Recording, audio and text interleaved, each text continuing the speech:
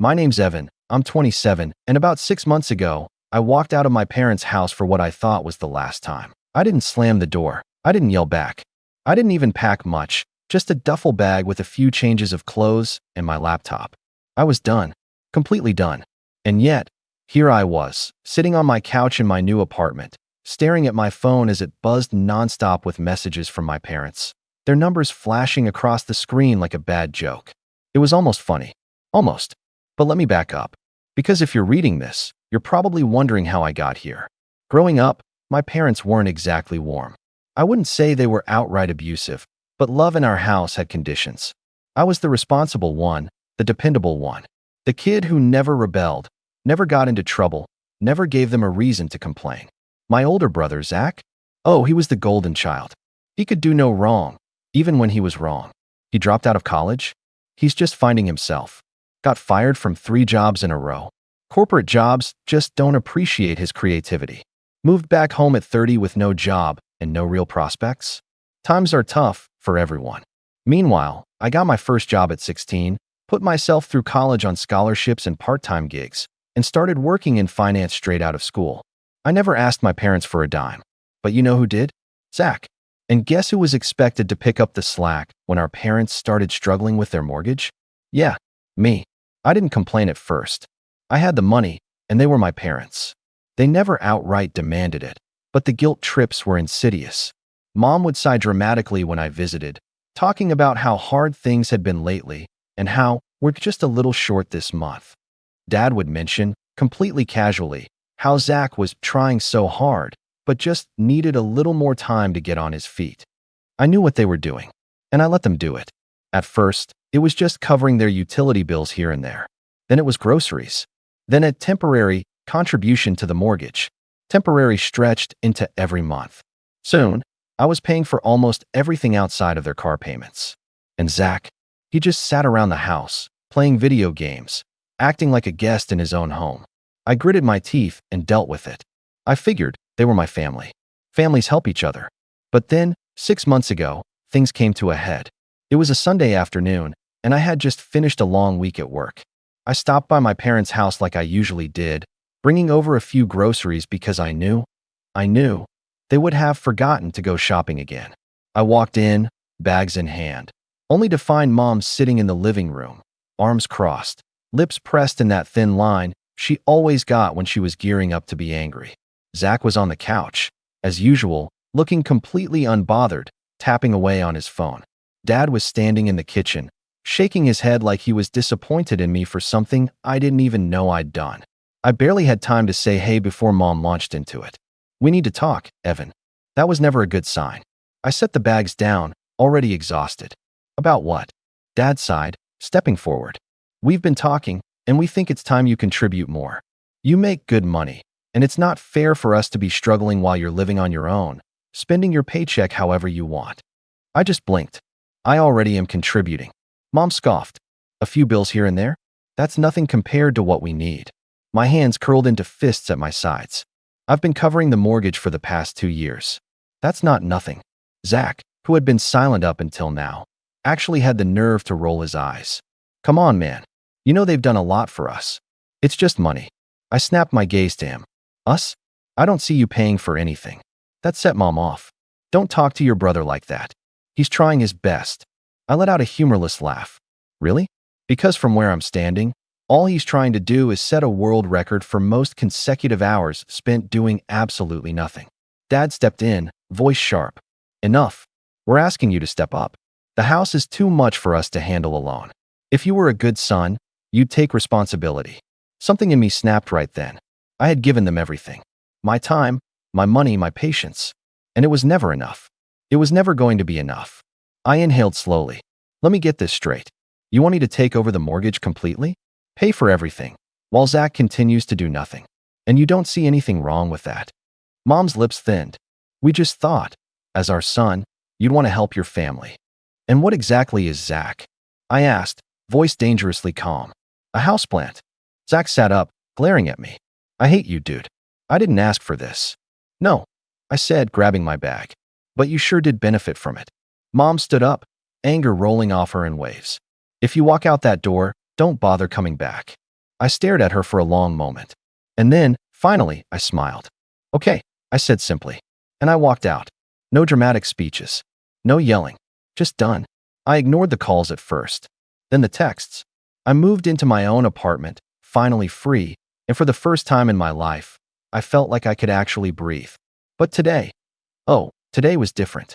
Because after 6 months of silence, Dad finally texted me. Dad texted, "Why haven't you paid the mortgage this month?"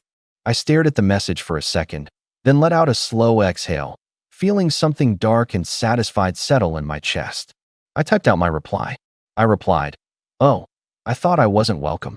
And then, my phone exploded with messages. I leaned back on my couch, watching the notifications flood in. I wasn't done yet. Not even close. I watched my phone vibrate violently against the coffee table, the screen lighting up with a barrage of messages.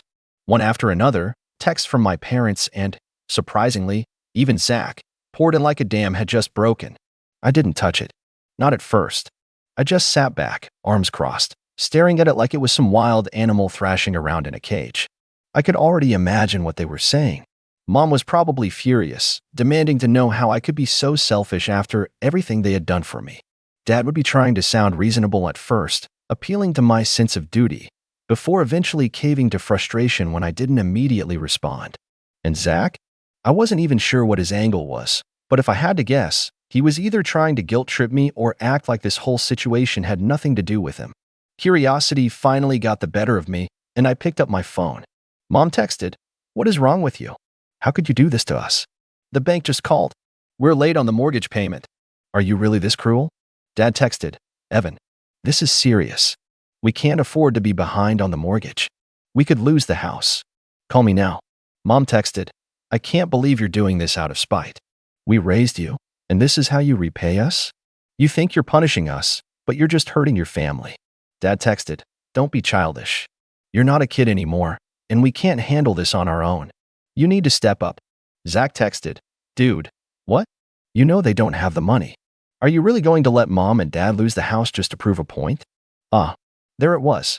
The guilt trip. Right on schedule. I could have responded right away, but I didn't. Instead, I leaned back and let them stew. Let the panic settle in. Let them start realizing, maybe for the first time, that I wasn't their safety net anymore. After about 20 minutes, my phone buzzed again. A call from Dad. I let it go to voicemail. Then a call from Mom. Straight to voicemail. Another text from Zach. Zach texted, "Answer your phone. This isn't funny." I smiled to myself. Funny. That's exactly what I found it to be. Because for years, I had been pouring money into that house like a fool. No questions asked. No complaints. And yet, the second I stopped, everything fell apart. So what had they been doing all this time? Did they even try to prepare for this? I decided to respond. But I wasn't going to waste time arguing. I replied, "Not my problem." It took exactly 10 seconds for Mom to call again. This time, I picked up. The second I answered, she was already screaming. "How dare you?" she shrieked. "You can't just abandon your family like this, Evan. You know we need your help. We trusted you." I kept my voice calm. "Oh, like how you trusted me to just keep paying for everything while Zach does nothing all day? Don't talk about your brother like that," she snapped. "He's going through a rough time. You have no idea how hard it is for him." I laughed. Actually laughed. "A rough time? Mom, Zach's been going through a rough time for 10 years. You know who else had a rough time? Me. While I was working hard to keep a roof over your heads." She sucked in a breath, but I wasn't done. "You told me not to come back," I continued. "So I didn't. And now that the money's dried up, you're suddenly acting like I owe you something? That's not how this works." She was quiet for a second. Then, her voice turned venomous. "We did everything for you, Evan. Everything. And this is how you treat us? You walk away when we need you the most." I let out a slow breath. "No, Mom. I walked away when you made it clear I was only useful as long as I was paying your bills." Silence. Then, Dad's voice cut in. He must have grabbed the phone from her. "Evan," he said, his voice lower, more measured. "We just need a little help. Just this month. We're already behind, and we don't have enough to cover it. If you don't help, the bank is going to start foreclosure proceedings." I felt something sharp twist in my chest. Not guilt, anger. Because this was what they did. Always. Push, push, push until I had no choice but to give in. Make me feel like the bad guy for finally setting boundaries. But not this time. I exhaled through my nose. Sell the house then. Mom's voice exploded in the background. We can't sell the house. This is our family home. I shrugged, even though they couldn't see me. Sounds like a personal problem. Dad inhaled sharply, like he was trying to keep his cool. Evan, be reasonable. We just need a little support until we figure things out. Figure things out? I repeated, voice flat. Like how to finally get Zach to pull his weight? Or how to guilt trip me into fixing your mistakes again? Enough, Dad snapped. I'm done begging. You're our son, and you will help us. I felt my lips curl into a slow, bitter smile. There it was. The real them. Not desperate. Not helpless. Entitled. Well, I said, dragging out the word. It looks like you'll have to figure this one out on your own. Then I hung up. Almost immediately, more texts came in. From Mom. From Dad. From Zach. Furious. Desperate. Insulting. But I didn't care. For the first time in years, I finally felt free. But something told me this wasn't over yet. Not even close. A few hours passed, and I was feeling good. Really good. I stretched out on my couch, flipped through some random TV channels, and enjoyed the rare silence of a day where I wasn't getting sucked into my family's endless black hole of demands. Then my phone rang. I sighed, already knowing who it was. But when I checked the screen, I actually laughed. Zach. Again. I let it ring out. A voicemail popped up a minute later. I played it on speaker, mostly for my own amusement. Dude, Zach started, his voice low and serious, like he was some kind of mafia enforcer. You really messed up this time. Mom's crying. Dad's freaking out. You need to call them back and fix this. I rolled my eyes. Fix this. Like I had set their house on fire instead of just stopping my unwilling role as their personal ATM. I was about to delete the message when Zach's voice lowered even more, like he was about to deliver some real tough guy wisdom. You're being selfish, man. You think you're proving some big point, but all you're doing is destroying our family. I swear, if you don't pay the mortgage, I'll click. I deleted the voicemail before he could finish. Zach had always been full of empty threats. What was he gonna do? Yell at me harder? Beg for money aggressively? Before I could even put my phone down, another text came in. This time from Dad. You don't seem to understand the gravity of the situation. This isn't just about us. If we lose the house, you won't have anywhere to come back to, either. I laughed. Come back? Did they think I was going to come crawling back if they just let this go long enough? I tapped out a response. Me. I seem to be doing just fine without it. That must have struck a nerve, because 2 seconds later, my phone exploded with a call from Mom. Against my better judgment, I picked up. I hope you're happy, Evan, she screeched. No hello, no build-up, just straight to emotional terrorism. The bank called again. We have days before they take her home. How could you do this to us? I held back a yawn. You mean the home I apparently had no right to exist in anymore? That one. Don't you dare mock me, young man. Oh, I dare, I said lazily. I really dare. She let out a furious noise, somewhere between a gasp and a growl. I continued, my voice syrupy sweet. Mom, let's recap. A few weeks ago, you told me I was ungrateful and that I should leave and never come back. So I left and never came back. And now you're mad at me for doing exactly what you said. That's not the point. Oh, I think it is. You don't understand, she seethed. This house means everything to us. It's the house you grew up in. And yet, the second I stop paying for it, it's about to collapse like a house of cards. Wild, huh? Silence. I smirked. Say, while we're at it, I gotta ask. What exactly was the plan here? You knew for years that I was covering the mortgage. So what was the grand strategy if something happened to me? Or did you just assume I'd keep slaving away forever? More silence. I let out a fake gasp. Oh, no. You didn't actually think that far ahead, did you? Mom inhaled sharply, like she was about to go on another tirade, but I cut her off. You know, I've been thinking, I said. Maybe it's time for Zach to step up. I mean, he does live there rent-free. Seems only fair, right? Mom actually had the audacity to laugh. Like I had just said the funniest joke she'd ever heard. Zach, she scoffed. Oh, Evan, don't be ridiculous. Zach isn't built for that kind of responsibility. Interesting, I mused. So what you're saying is that I, your other son, was just expected to do it? Because I was built for responsibility? You were always the responsible one, she sniffed. You always knew how to take care of things. Unlike Zach, you actually, I cut her off with a chuckle. A cold, Sharp one. Got it, I said. So I was punished for being responsible, and Zach was rewarded for being a leech. Thanks for finally saying it out loud. Evan, stop being dramatic. Oh, you haven't seen Dramatic yet, I said cheerfully. Tell you what, since I'm in such a good mood, I'll make you an offer. There was a beat of hesitation. What kind of offer? I'll call the bank, I said. Right now. Mom inhaled sharply, like she was about to cry with relief. You will? I grinned. Yeah. I'll call them and ask how long you've actually been behind on payments. Because let's be real, there's no way this problem started the moment I stopped paying. Silence. Dead silence. I leaned back in my chair, enjoying the moment. Oh, you didn't think I'd figure that out? I teased. You've probably been missing payments for months, haven't you? But you figured as long as I kept covering for you, you'd be fine. Mom's breathing grew shaky. Evan, I wonder what else I'll find out, I mused. Maybe how much of my money actually went to the mortgage and how much of it just disappeared. No, Evan, listen. Oops, gotta go. I said cheerfully. You know how it is. So many calls to make. And then I hung up. I could already imagine the chaos on the other end. Mom panicking. Dad pacing. Zach sitting there like a useless lump, wondering if this was the part where he finally had to be a functional adult. But this was only the beginning, because now I was really mad. The moment I hung up, my phone started blowing up again, calls, texts, voicemails. It was almost comical.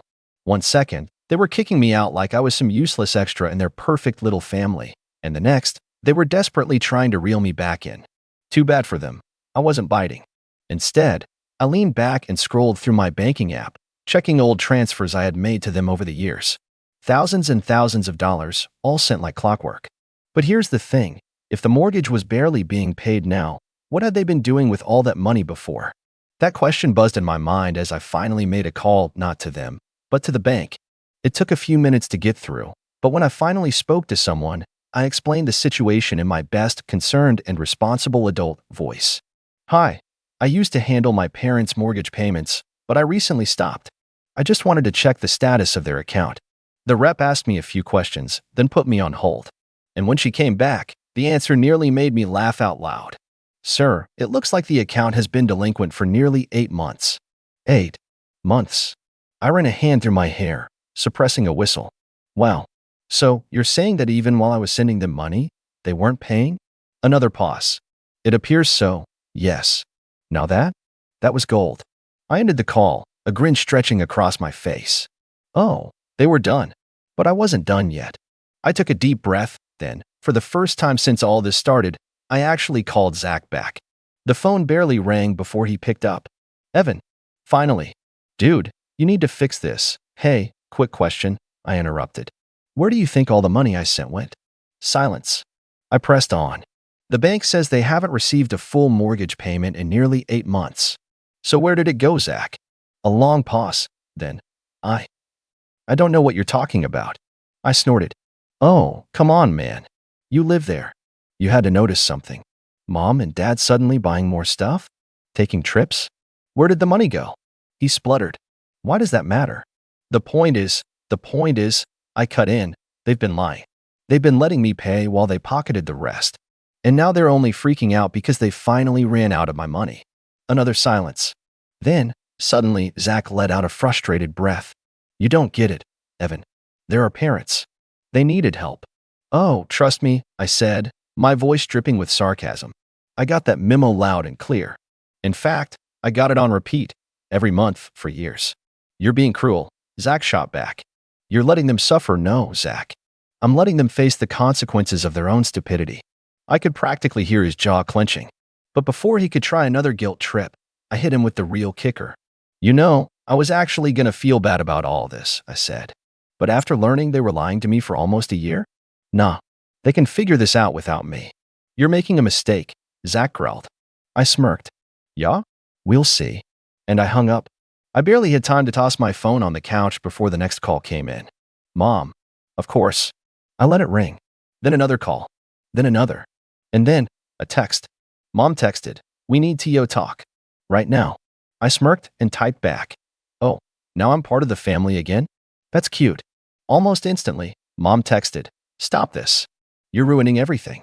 I cracked my knuckles, grinning. Ruining everything? No, no, no. I was just getting started. I sat back on the couch, staring at my phone. The messages from Mom and Dad were still coming through, each one more desperate than the last. My phone buzzed again, this time with a text from Dad. Dad texted, "I can't believe you're doing this. After everything we've done for you, you're going to let us lose the house? What kind of son are you?" I scoffed and shook my head. Everything they've done for me?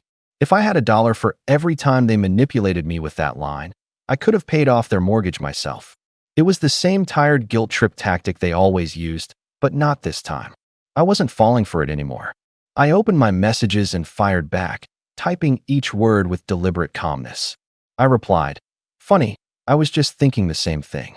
You both keep asking what kind of son I am, but it seems like I'm the only one who's actually been paying attention. I'm not the one who failed to pay the bills. I'm not the one who ignored the problem for months. Maybe it's time you both learn to deal with your own messes." My thumb hovered over the screen. I almost hit send immediately, but instead, I took a deep breath. I wasn't going to make this easy for them. This wasn't just about the mortgage anymore. It was about finally taking control back. I hit send. A few seconds later, Dad called. I picked up on the third ring, trying to keep my voice steady. "Evan, this isn't you. We raised you better than this. You know we've always been there for you." "Really?" "Because the only thing I remember is you always being there for your own convenience." I couldn't stop myself. The bitterness I had buried for years was finally spilling out. "I've been covering your debts for so long. I can't even count how many times I saved your asses. But every time I needed you, you were either too busy or too wrapped up in your own mess to even care. And now you want to call me ungrateful." There was a long pause on the other end. I could almost feel him scrambling for the right words. "We're sorry, Evan," he said finally, his voice cracking. "We messed up. But please, we need your help. You know we're not going to make it without you." I paused, my fingers tapping the armrest. "No, Dad. You need to learn to stand on your own. You've been living off my generosity for too long. It's not my responsibility to fix your mistakes anymore. Please," he begged. "Don't do this. We'll pay you back, we swear." I couldn't help but let out a humorless laugh. Funny, because I've been waiting for that payback for years. "Where is it, Dad? Where's the appreciation for everything I've done?" More silence. Then, finally, he said, "Evan, I'm sorry. I was wrong. You've been more than generous, and I took you for granted. But don't let us lose the house. Please, I'm begging you. This is everything." It was a weak plea, the kind of plea I had grown used to over the years. But this time, it didn't work. "No," I said flatly. "You're going to learn how to deal with this on your own. I'm done." I hung up before he could say anything else. I felt a strange mix of satisfaction and relief. This wasn't a victory over them. It was freedom. Finally, I was no longer their safety net. But then I saw another text from Mom. "You don't understand. You'll regret this. You'll see how far this will go. We need you, Evan. Don't let this ruin everything." I almost snorted. She still didn't get it. They both still thought I was just a tool to be used until it was convenient for them. I fired back another text without hesitation. "You've had enough time. I'm done bailing you out. Deal with the mess you made. I'm not your fall guy anymore." Then, I turned my phone off. It felt like an emotional weight had been lifted, but at the same time, I couldn't shake the feeling that this was just the beginning. So here I am, asking you all for your opinion. Did I go too far? Should I have tried to find another way to resolve this? Or did I finally do the right thing by cutting them off and forcing them to face the consequences of their actions? I really want to know what you think. Let me know.